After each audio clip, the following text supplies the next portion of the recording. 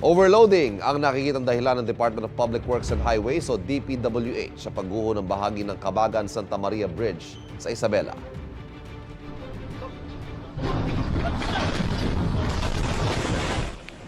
Yan ang viral na dashcam video na kuha ang aktwal na pagguho ng nasabing tulay noong February 27. Hawak na ng DPWH ang video na kanila pang bineberipika. Ayon sa DPWH, 44 na tonelada lang ang kapasidad ng tulay pero nasa 100 tonelada ang bigat ng dumaan na truck. Tinitingnan din ng DPWH ang kakaibang disenyo ng tulay dahil sa halip na bakal na lubid, tensile steel ang ginamit dito. Sa isa namang CCTV, makikita ang magkasunod na pagdaan sa tulay ng dalawang truck na may kargang mga bato. Sabi ni DPWH Secretary Manuel Banoan, nakalusot ang naunang truck habang gumuho ng tulay sa pagdaan ng ikalawa. May isa pa sanang truck na daraan doon base sa kuha ng CCTV.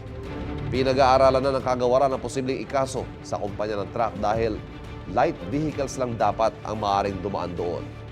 Sinusubukan pa namin kunan ng pahayag ang pribadong consortium na nagdisenyo ng Kabagan-Santa Maria Bridge.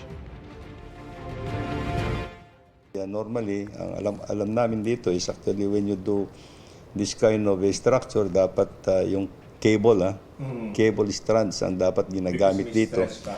Because may tensile stress para gumagano ng konti yung tulay pagkano. When it is rigid, talagang when it snaps,